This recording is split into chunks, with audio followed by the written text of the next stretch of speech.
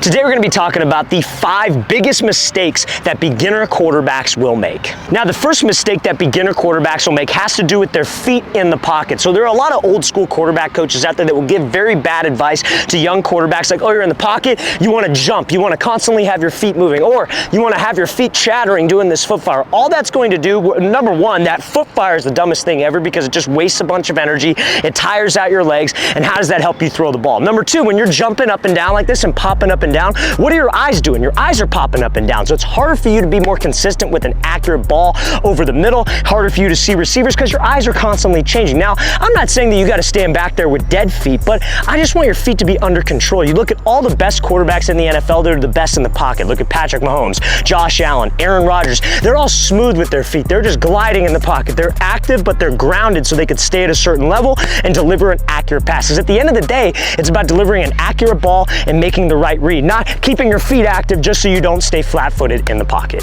Now, if you're a quarterback, guys, and you would like a daily workout schedule that you can follow, check out that very first link in the description below for our elite quarterback training package. What you'll get access to is 2 months of daily on-field drills made into a schedule, like Monday you're doing this, Tuesday you're doing that, specifically for quarterbacks. And you will get access to a 2-month daily schedule in the gym that quarterbacks can do with quarterback-specific lifts. Quarterbacks don't want to be doing bench press, heavy overhead weight. You want to be doing quarterback-specific movements, and that's exactly what this elite QB package will give you. So if you guys want a 2-month daily schedule for QBs, check out that very first link in that description below. Let's get back to this video.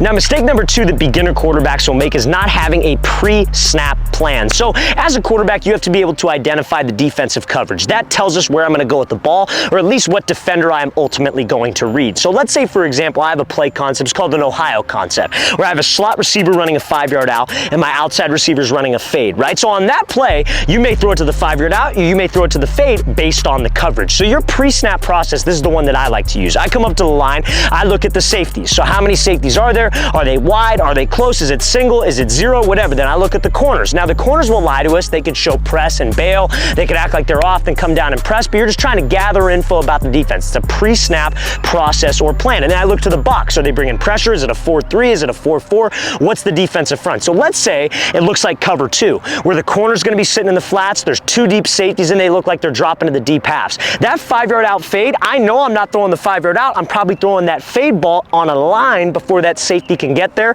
and in between the corner and the safety in that whole shot zone. And that's based on the coverage. Now let's say I come up to the line, looks like cover 3, corner 7-8 off, 1 high safety, looks like everybody's dropping. I'm not even going to think about throwing that fade. I'm going to take the 5-yard out. So you need that pre-snap process to be able to make good decisions as a QB.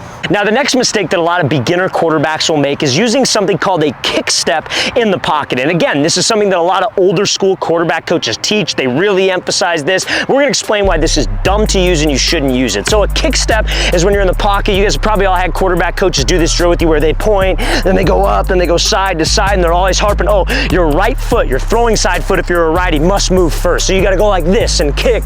You look so stupid when you do that movement, you guys. And also when you do that, you are not in a mechanically sound base to be able to throw. Now the argument for this is, oh, well, if you do this kick step, you could just go here and then step right into your throw. But the problem with that is the only time you could do that is if you're moving like half a yard. I don't know if any of you have ever gotten a pass rush before, but when are we ever really moving this far? We're usually having to get out of the way. Now, mechanically as a quarterback, you want to start with weight onto your back foot, because when you have weight loaded on your back leg, you could take that weight and transfer it to your front leg when you throw. And that weight transfer is how I get power. I want to be able to transfer weight from any platform, whether I got to step up, step back, step forward, or step out. So if I'm here and I take my right foot out of the ground, where does all my body weight go? Even if I step slightly, my body weight goes forward. And when your body weight goes forward, I don't have any weight transfer off my back leg. I'm way ahead of myself, and that ball can die. So I would rather have you guys think about moving front foot first. Guys, literally 1 step is not going to make a difference. Everybody acts like it's going to make a difference. It's not going to make a difference. If you guys can just guide yourself, moving with the front foot and staying loaded on your back leg,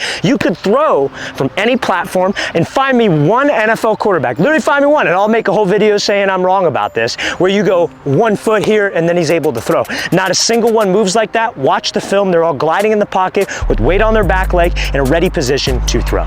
Now, the next mistake that a lot of beginner quarterbacks will make is being a thermometer leader and not a thermostat leader. What do I mean by that? So what does a thermometer do? It tells you what the temperature is, right? So it tells you the temperature of the room. What does a thermostat do?